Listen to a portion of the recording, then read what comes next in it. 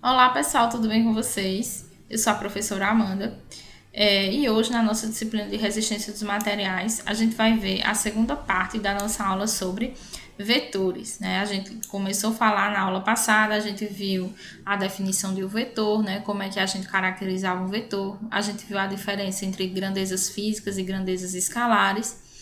E também a gente começou a ver soma de vetores, né? São assuntos importantes para a gente conhecer. E agora, pessoal, a gente vai falar sobre como é que a gente vai decompor um vetor, certo? Então, a gente fala sobre componentes de um vetor. Se a gente considerar um vetor V aqui, né, da esquerda, né, representado pelo segmento orientado AB, a gente vai notar, pessoal, que a gente tem uma projeção, ou seja, um representante, né, desse vetor no eixo X. Então, a gente vai ter aí a linha, B' com projeções ortogonais de AB sobre o eixo X, né? Então, a gente vê, ó, que esse vetor, ele forma um ângulo com a horizontal, né? E se a gente imaginar aqui o eixo cartesiano, aqui a gente tem o eixo X, e aí esse vetor tem um componente no eixo X. A mesma coisa acontece, ó, com esse outro vetor aqui, né, que também é AB, que só está no sentido oposto, né? Ele também aqui, ó, tem um componente, a gente vai chamar um componente, ou seja, um representante, né, uma projeção do vetor AB sobre o eixo X. O vetor Vx, representado pelo segmento orientado à linha B', é denominado de componente do vetor V no eixo X. Chamemos de Vx a medida algébrica do segmento orientado à linha B' e o sinal de Vx será. Aqui a gente está falando também sobre o módulo, né, pessoal? Agora, só atenção aqui, nós temos duas situações, né? Nessa primeira situação, gente, se a gente imaginar aqui a origem do plano cartesiano, a gente vai notar que, no primeiro caso, né, nesse vetor AB da esquerda, a gente tem o componente Vx positivo, né? Porque está à direita do eixo X. Já no segundo vetor, nesse outro segundo vetor aqui, a componente de AB sobre o eixo X é negativa, porque está à esquerda do eixo X, tá certo?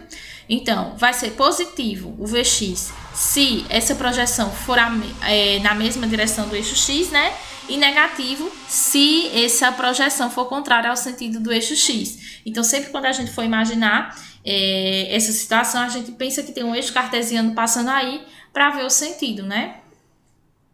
Aí, pessoal, a mesma coisa vai acontecer com y, né? Assim como esse vetor tem um representante, tem um componente em x, também vai possuir uma componente em y, né?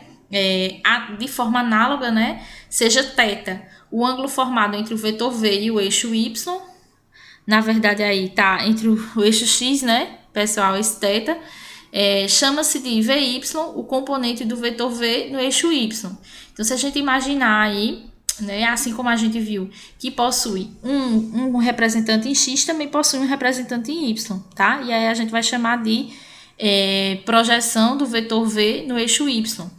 E aí, esse vetor vy, ele vai ser positivo se a projeção estiver na parte superior do eixo cartesiano y e negativo se estiver na parte inferior. Ou seja, eu sempre gosto de dizer assim, no eixo x, para a direita positivo, para a esquerda negativo, né, se a gente for olhar o sentido do vetor, e no eixo y, a componente será positiva toda vez que estiver acima do eixo y e negativa toda vez que estiver abaixo do eixo y, certo? Bom, outra coisa que a gente vai notar a respeito dessas componentes dos vetores é como a gente viu lá no slide anterior. Esse vetor V, né, ele forma um ângulo com a horizontal, né? Na verdade, ele também forma um ângulo com a vertical. Se a gente notar aqui, ó, quando a gente soma esse ângulo com esse ângulo, a gente obtém um ângulo de 90 graus, né? Então, vamos supor que aqui seja um vetor beta e aqui um vetor alfa. Então, da mesma forma que V forma um ângulo com a horizontal, que eu chamei aqui de θ, pessoal, perdão. Aqui existe outro ângulo, né, que esse vetor faz com a vertical, com o eixo vertical, o eixo dos y, que a gente pode chamar de alfa, certo? Dessa forma, pessoal, Vx e Vy, né, são vetores componentes do vetor V, né? E aí, o que vai acontecer? Como eles são componentes do vetor V, Se eu somar Vx mais Vy, eu vou obter quem? Meu vetor V, certo?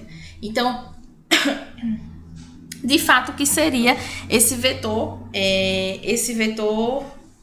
V, né? Esse vetor V, ele produz um efeito, né, que é semelhante ao efeito causado pelo vetor X e o vetor Y, né? A gente vai ver mais isso melhor, né, em força, né, quando a gente vai falando lá de força resultante, tá certo?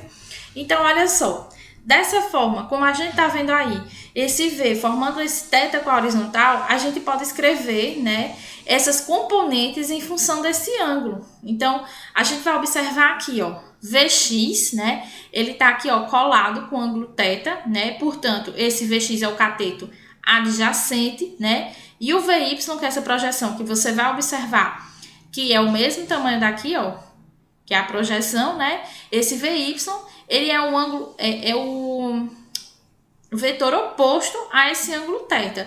Então, a gente pode escrever ele em função do seno. Então, se a gente imaginar aqui, ó, vamos supor, cosseno de θ, a gente vai ter que ele é igual a quanto?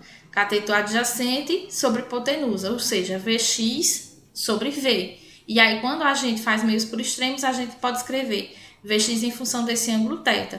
Então, quem seria Vx? V vezes o cosseno de θ. E o Vy, pessoal, a gente poderia escrever assim: seno de θ igual a cateto oposto, que é o Vy, sobre o cateto adjacente, pessoal, sobre a hipotenusa, que é o V, né? E aí a gente faria meios por extremos e poderia escrever o Vy também em função desse ângulo. E aí a gente ia ter que Vy seria igual a V multiplicado pelo seno de θ, certo? Não se preocupe, eu também vou fazer alguns exemplos para que vocês possam visualizar isso bem tranquilamente, tá bom? E aí, pessoal, era isso que eu gostaria de dizer a vocês hoje, né? Fiquem com os exemplos para esclarecer as dúvidas e a gente ver como é que a gente trabalha com decomposição de vetores. Espero que vocês tenham entendido, espero que vocês tenham gostado. A gente se fala na próxima aula. Tchau, tchau.